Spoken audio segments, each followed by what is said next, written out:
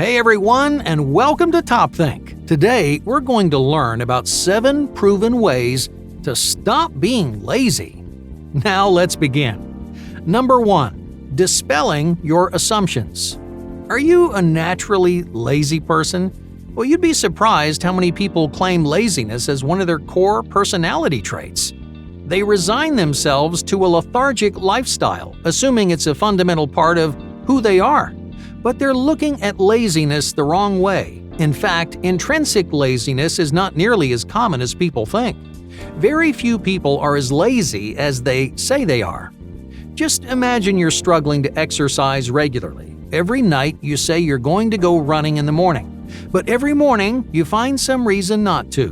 Does that mean you're a naturally lazy person? No, not at all. There are all kinds of reasons why people have trouble accomplishing their goals or creating healthy habits. You might have problems with self-control or self-discipline.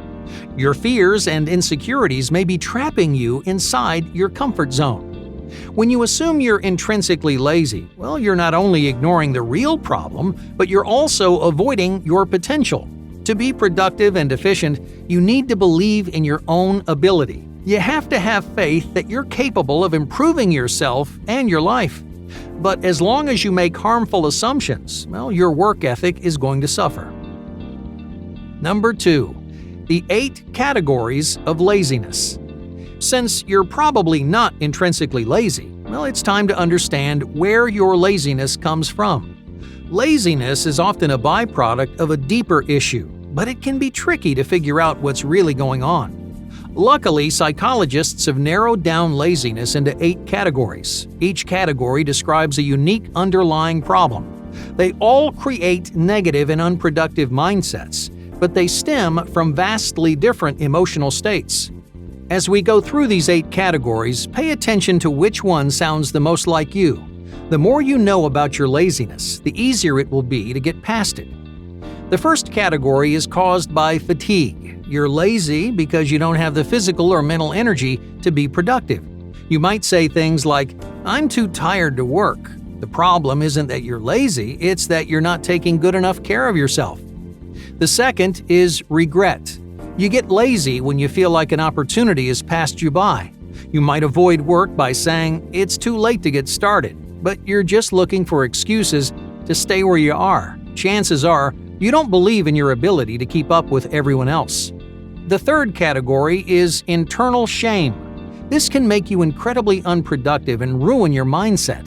Most of the time, shame comes from a lack of self-compassion. You get so frustrated with yourself for being lazy that you end up becoming the thing you were trying to avoid. The next is social fear. You hold yourself back because you're worried about looking stupid. If you try something and fail, you might be scared it's going to ruin your image. The fifth category is neuroticism or anxiety.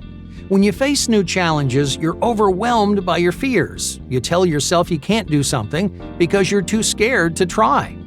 Number 6 is laziness created by uncertainty. You might hesitate when something is complicated or confusing, but this confusion is a natural part of any challenge, so learn to embrace it. The 7th is apathy.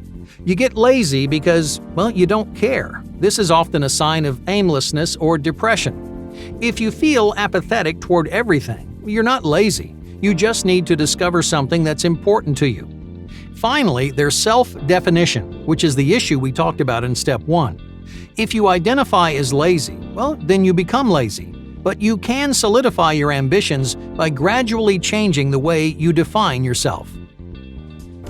Number 3. Rediscover your direction.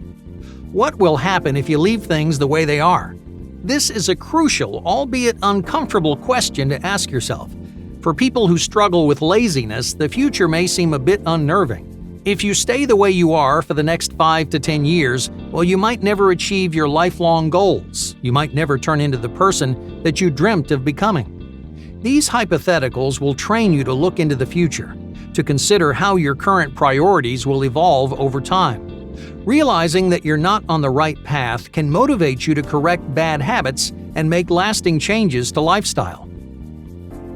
Number 4. Identifying the value of your work. Even after they improve their mindset, some people still struggle to see the value in their work. You may become unproductive because nothing seems like a worthwhile use of your time. But there's an easy way to work around this kind of laziness. Anytime you set a goal or make a new habit, don't just write down what you're doing. Write down why it's an important addition to your life. When you identify the value of your goals, your work will seem worth doing. So make this simple change to revolutionize your productivity.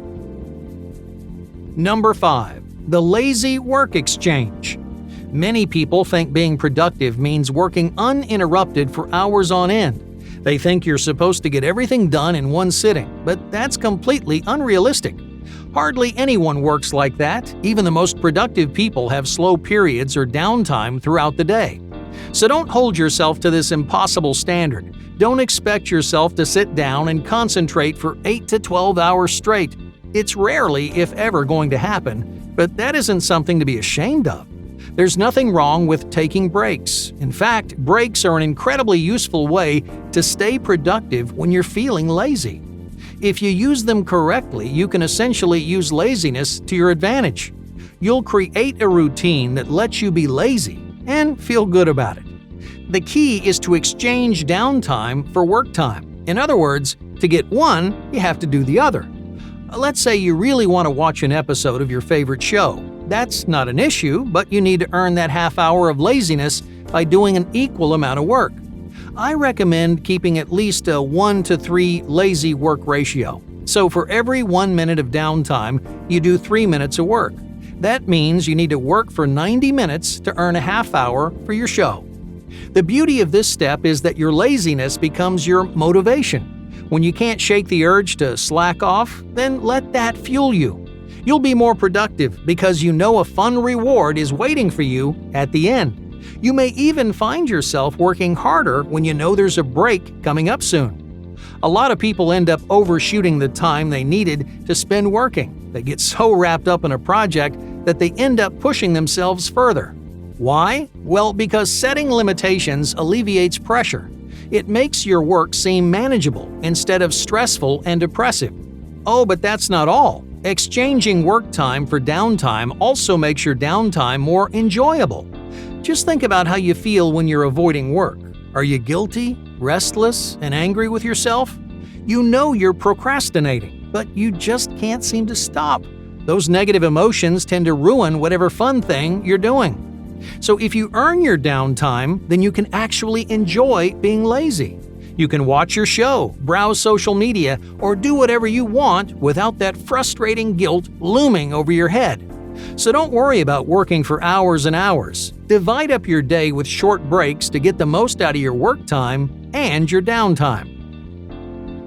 Number 6. Measure your transformation. As you slowly begin changing your habits and priorities, don't forget to keep track of your progress. Even the smallest improvements can help you down the road. Looking back on your transformation can be a huge motivator. When you're feeling hopeless and lethargic, those records are there to give you an extra boost of encouragement. They'll push you through the rough patches. They'll help you overcome obstacles and persevere through failure. Many people get discouraged and lazy because they don't feel like their hard work is getting them anywhere. You're investing all this time and energy into improving yourself. Maybe you're hoping to notice changes in your body shape or feel like you're getting closer to achieving your goals, but you're not seeing any results. It's important to remember that real change happens over time. You can't actually see it unless you compare where you started and where you are right now. That's why you track your progress. Keeping records will show you how much you've accomplished. It's physical evidence that hard work really does pay off. Number 7. The power of kindness. If you slip up during any of these steps, well, don't beat yourself up about it. To continue being productive, you need to maintain a positive attitude about your work and yourself. It's critical that you learn to forgive yourself when you fail. Just because you messed up once or twice doesn't mean you should throw your goals out the window. You'll fail plenty of times in your life. Hey, everyone does. But don't let those failures destroy your motivation and self-esteem. Be kind to yourself. That way you can continue growing into the person that you want to be. Hey, thank you for watching Top Think, and be sure to subscribe because more incredible content is on the way.